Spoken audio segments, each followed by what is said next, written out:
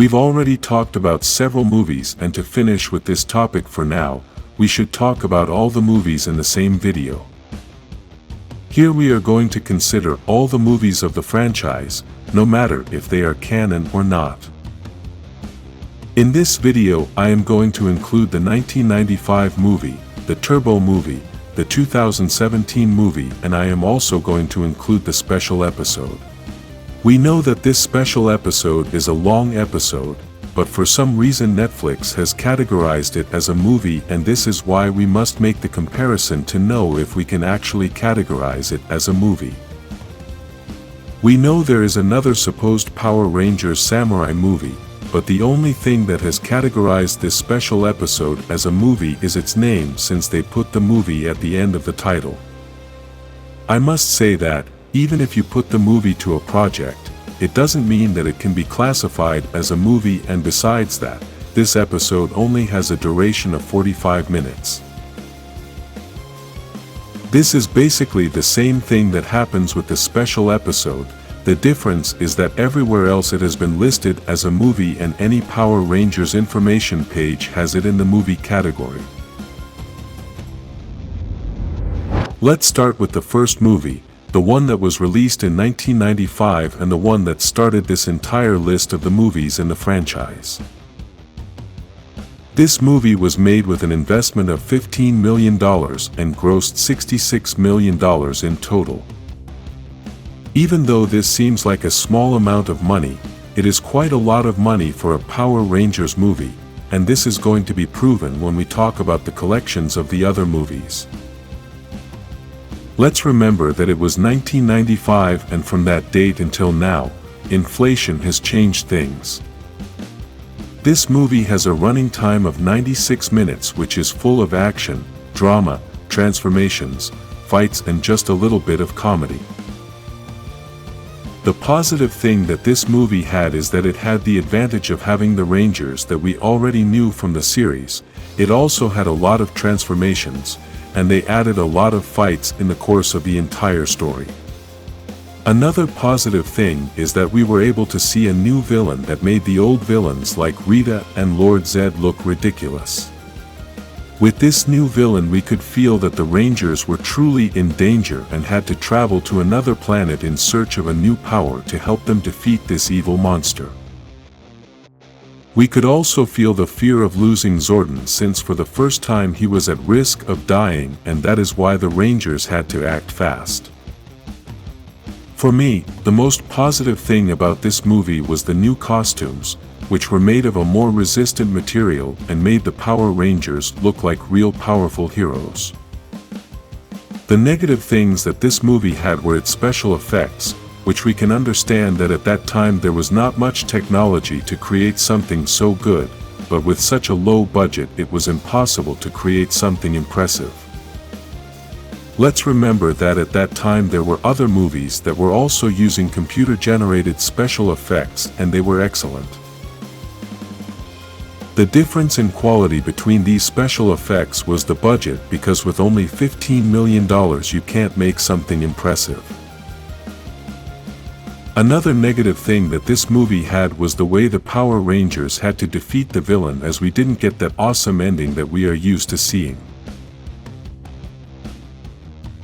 They basically had to take the monster into space to be destroyed by a comet, and this makes the Rangers look very weak, and they don't have the power to defeat a monster with their own weapons. This act took away the credibility of the Rangers and made them look like they didn't have the ability to save the Earth, since the comet was a huge fluke that was obviously created with the power of the script. Let's now talk about the second movie in the franchise and the first movie to be canon, the Power Rangers Turbo movie. This movie was the start of a new season, which unfortunately has not been to the liking of many fans, and perhaps this movie may have been to blame for that.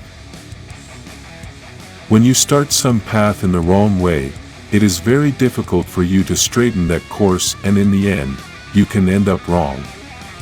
I want to say that this is not my opinion.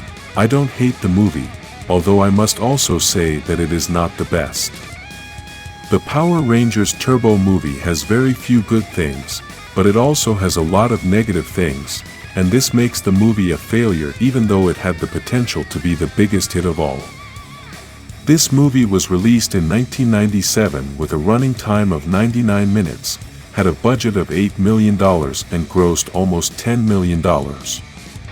Basically, on the financial side it has been the worst failure of all since it only generated a profit of less than $2 million. Just so you understand the big difference, the first movie made a profit of $51 million and this all happened around the same time, so there is no inflation difference. The positive thing is that the costumes and turbo helmets are excellent.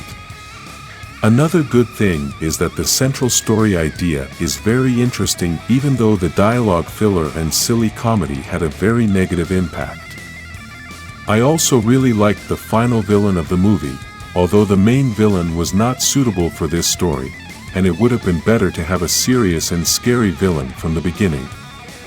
The negatives are many: the Zords, the excessive comedy, the Blue Ranger, the scarcity of battles, the few transformations, and the terrible special effects due to the low budget.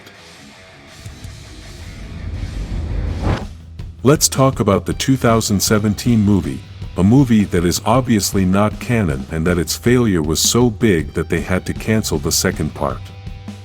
This movie had a budget of $105 million and grossed $142 million. This means that it had a profit of only $37 million, an impressive figure if we compare it with the first movie. As we said before, the first movie had a total profit of $51 million, basically $14 million above this 2017 movie. In addition to this, we must add the inflation, since with this the difference would be very wide, and only with this you can already understand why the '95 movie is still number one. The problem with this movie was not the budget, since with $105 million they managed to make some incredible special effects, and this we must accept. Even if this movie was not a Power Rangers movie, we could say that it was a very good movie, because the biggest problem it had was that they erased the essence of what the franchise is. The Rangers were rebels, everything just happened by chance, and they changed the entire original Mighty Morphin story. Finally, let's talk about the special episode to know if it can be classified as a movie or if it is simply a mistake. The first thing we must say is that it is not even an hour long, which means that it cannot be categorized as a feature film. Another thing is that the style of the entire episode is basically like a normal episode, since the recording style is not cinematic.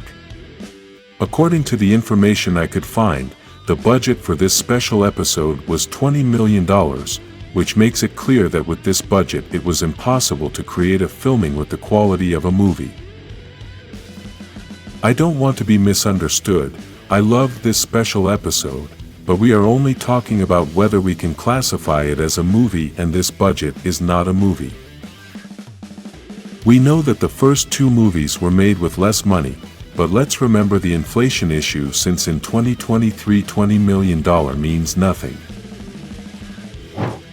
In conclusion, the 1995 movie has kicked all their asses, in profits, in story, and in essence.